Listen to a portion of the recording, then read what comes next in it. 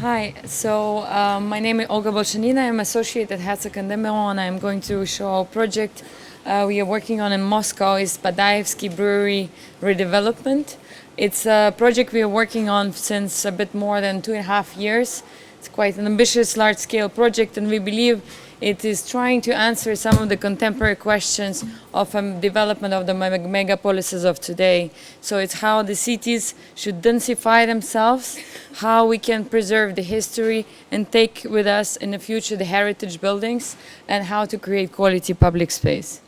So Moscow is a city that is located on hills.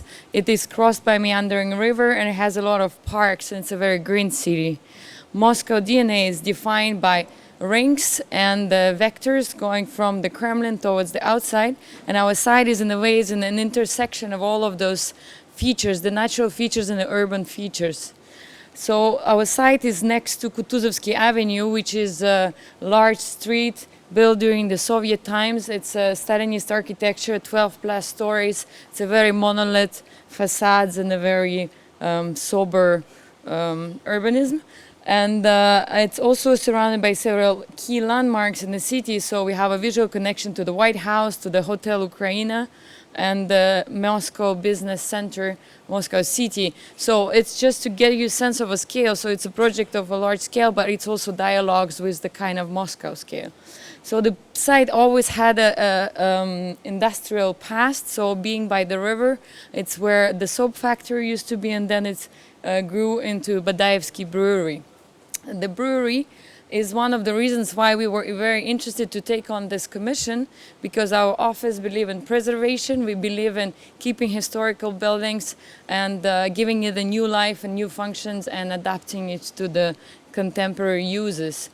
So we were working together with the heritage department to define the exact structures that needs to be protected. And once we sort of defined the heritage pieces on site, we were trying to allocate several of new buildings on this site. What can be done?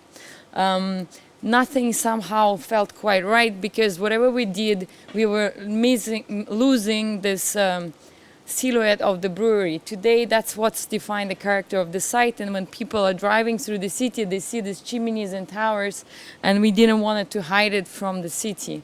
So we basically laid down the new building around and sort of reflecting the contour of existing buildings, and laid the building closer to the river. And we have lifted it 35 meters up in the air in order to preserve this heritage silhouette visible, in order to make the whole site open and permeable. Now it's a completely locked off site, and the embankment is closed. So we are creating a promenade embankment, we're creating a park, we're creating a permeable site, and we put these heritage buildings into this park and a public space that will be open to the city. So it's really a park for the city, for the people in the neighborhood, for the future residents of this area. So basically, we renovate and restore more than 40,000 square meters of heritage buildings. And for us, it was important not only to restore the facade of those buildings, that is a protected facade, but it was important to also study the DNA of those buildings and the important walls on the inside, the vaults, the important architectural elements, all the historically important elements, and also their original typologies. So we were studying the typology and trying to use all these structural elements in order to propose functions that would fit inside them and reinforce the character of those buildings.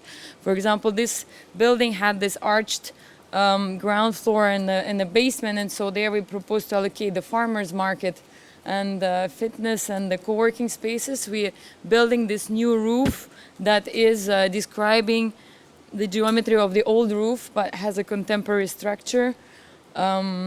Basically in the building 2, we also proposed to allocate a small brewery that would prepare the beer in the memory of the function of the site.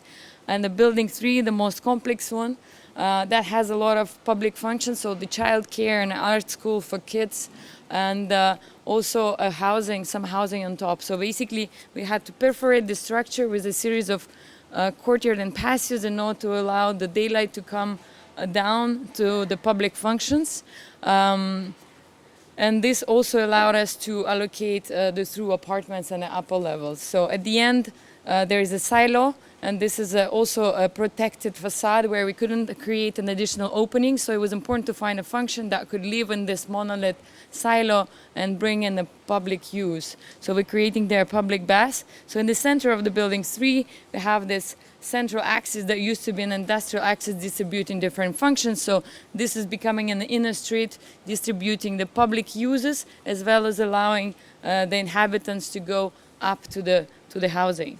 So we used really all of these industrial spaces, the proportion they have, to create these different apartments. So the apartments really reflect the character of these industrial spaces as they are found. And so we're using these chimneys and towers and all of those elements and design the typologies of the apartments accordingly. For example, this is the cupola apartment, and those are the chimneys that were connected to the cupolas. And so we're trying to keep part of the space untouched in order to explore the full industrial character and original geometry of it. So finally, sort of additionally to the park and the public use of these industrial buildings, this project defines this kind of 2 ways of living. No, living in a park, living in the historical buildings, living in these industrial spaces next to the ground, and living in the sky in this tall building raised 35 meters up in the air. So it's an 8-story structure. And it was very important for the client from the beginning to design half of the apartments as a small apartments to keep them relatively affordable for the younger families. So the geometry of the ribbon is, of course, defined out of typical units. So some of them are defined by the geometry, and the very important factor is the daylight. So the daylight is very restrictive in Russia, and so all the typologies of apartments, they were designed in respect of that. So for example, north-south apartment, they are really through in a north-south section. The east-west are more one-side oriented, and the corner has both types. So it was also important for us to create the human scale in this large-scale project. So the glass line is meandering, and basically each of these kinks define a kind of a space of 1 room. So it was important that each of these apartments is kind of like nearly living in a private home. But it is not only the facade glass line that is changing, but the layout of the apartments also reacting to this change of facade. So we have for example, as the glass line changing, the layout is accordingly adjusting accordingly. So the apartments are unique and sort of diverse, and in the combination with the change of scale of the balconies are going from the smaller scale at the bottom towards the larger scale at the top, we create a lot of unique apartments that are individual. So finally, how do we get home to such a lifted building? And it was important for us not to privatize the ground and not to create the park that would be fenced and gated to the people from the area. So the park had to remain public. So the main entrance, of course, people can get home from the parking directly going and taking the elevator, but the main entrance is organized from the embankment, from this river promenade that is programmed with shops, restaurants, and cafes. There, the people can arrive home to enter sort of the lobby that is the entrance to the housing, and each of those lobbies distribute the 2 housing sections. Finally, on the park level, there are also park lobbies that allow for the inhabitants to access homes from the park level, and also allow them to go home,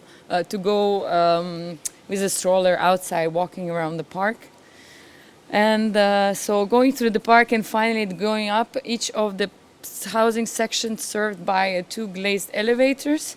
So they also allow the views to the river, to the park, and to the brewery itself. And finally, those apartments typology I explained before. So the facade is fully glazed and offering the maximum views to the surrounding. Of course, daylight in winter is also quite limited. The weathers are quite gray, so it does bring the maximum light inside. In the summer, of course, we have a performant facade, the triple glazing and performant coating. So in the summer, the balconies create the sort of passive sun shading. And what's not clear on this picture is basically we also create a series of loggias that allows to the people to also enjoy the balconies during the winter time. So finally it's a project that is for us a piece of a city. The interesting aspect of it for us that it has the new, it has the old, it has the public space, it has the private and the public, and so it's a really mixed-use quarter that we believe will be a kind of a vibrant piece of Moscow.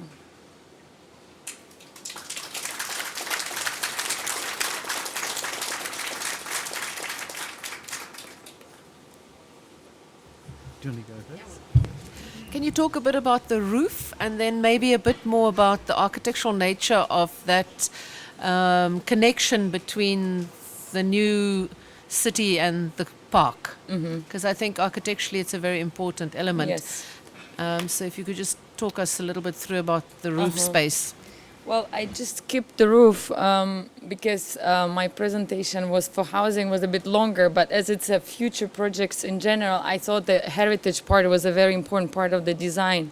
So basically the roof of the new building has still a sort of a penthouse-like apartments with the private gardens, but the heritage roofs are partially accessible on the building 3, and then in building 2 there is in the brewery an outdoor terrace that can be used. Sorry, no, I'm asking about the new buildings. The new is a privatized roof. So there are penthouses on the rooftop, and the gardens are belonging to them. While the structure itself, so that was really key for us, the structure and the transparency. We didn't want it to invent such a concept and then ending up with something completely not transparent. So this has been a long process where we really have carefully designed that with structural engineers, with the MEP engineers, with the fire department and everything.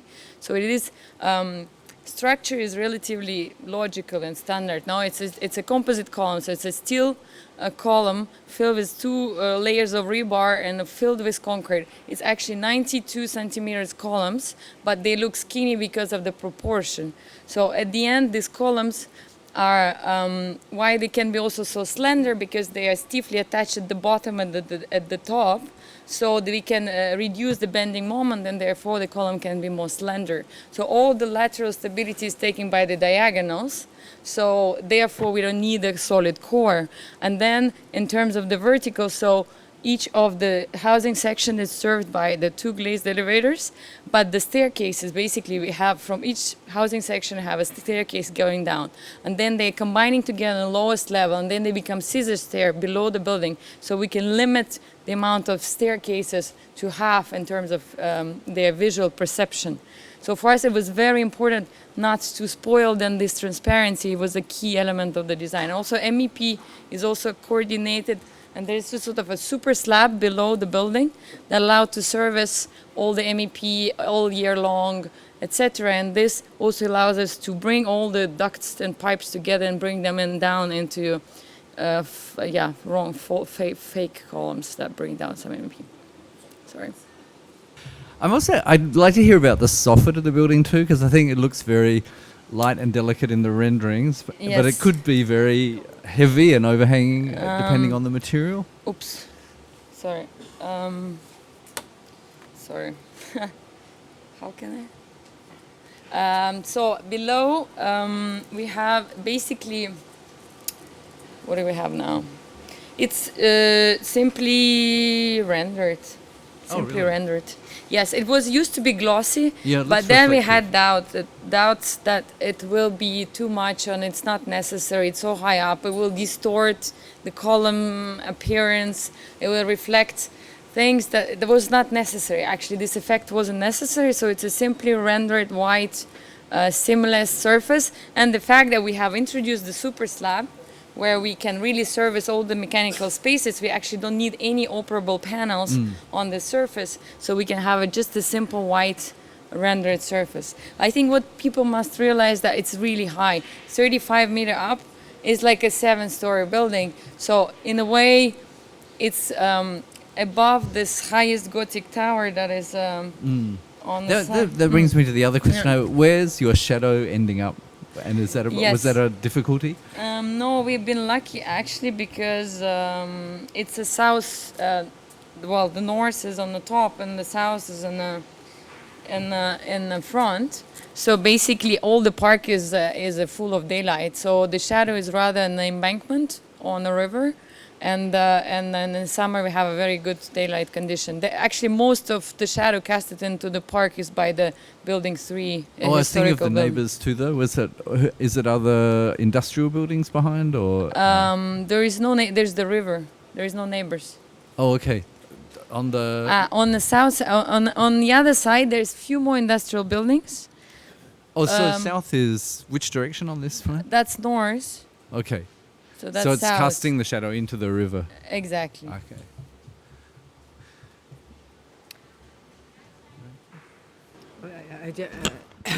Thank you for your presentation. I was just wondering, because you have this. Still, the building feels like a typology of residential that is on the earth and it's just elevated. And of course, you make this special thing on the level of the embankment.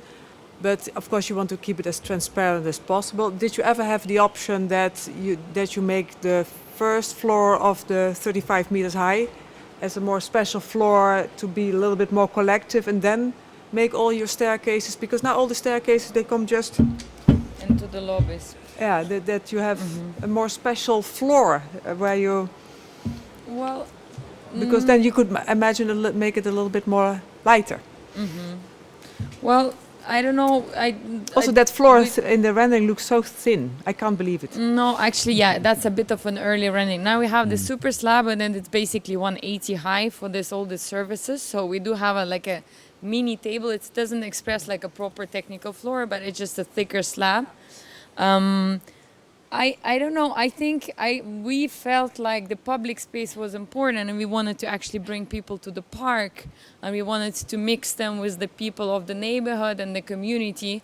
And we are reviving all these industrial buildings with a lot of daycare and art school for kids and a lot of functions. So we want to sort of not to keep the rich on top with their own private spaces, but we wanted the city and the people to mix. And it's at the end, the transit moment of from the ground to the top is at any high-rise buildings. Once you go up, you go up. So yes, yes, we didn't really, and I guess there is no culture in Russia of a kind of a communal space like there is in Europe, where there's like a communal room where everybody throw parties and all the kids make their birthdays there, or the neighbors come together. I guess there's also isn't really culture for such a thing. So, but the park is important. Like the playgrounds are important, the sport platforms are important. All the kind of outdoor activities that used to be in like a Soviet Khrushchev kind of type housing, where they had the bars and a lot of green and a lot of what's happening outside. Can I ask a question? I mean, this is one of those schemes that it's somewhere between insane. Well, it's either insane or brilliant, but nowhere between. And, I'm sort of sitting right on the edge there. I'm kind of buying the brilliance of it, kind of, but the question is building on yours, Richard. My question is this. So we got the tree canopy, and I'm persuaded by the trees, and I'm persuaded that I'm, down in the forest floor. But why such harshness of soffit? And there's a number of issues with that soffit. You've said it's technical, it's mechanical, it's collecting and dispersing services. But there would be a temptation to allow the soffit to move, to follow the profile of what's below, because what you're retaining isn't horizontal. So that's the one issue. But you've made it horizontal. So I want to know, why such harsh treatment of that soffit?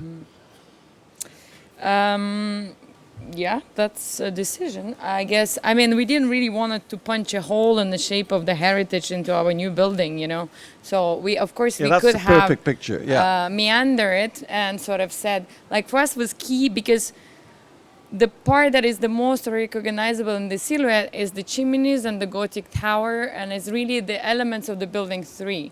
So if we would be, let's say, 3 meter lower or 5 meter lower or 2 stories lower, covering these chimneys, then already the silhouette is no longer there. So it's true that on the other side we could have been lower, but that's also where the most open space in the park is. So that's where also there is a very generous public space, and then the generous. Mine was not a criticism; it was a question. No, I'm wondering myself, but I think It's just like we set a new datum, and we set the below belongs to the air and the park and the. But it's a fair Well, in the question. famous words of Spike Milligan, everybody's got to be somewhere. Are you controlling the curtains? That's what I wonder. Are they controlling the curtains in the apartments? Because it could look horrific if everybody has their own. We don't mind that. Really? I actually don't mind. We don't mind that people using their balconies in an organic way. I think it's gonna be actually giving it a human scale and some kind of Okay. a life. It's such a large scale building, and it's so simple already. And I think it can take a lot of diversity. Okay. Is there any more questions? Well, thank you very much. It's a really challenging project. Beautiful.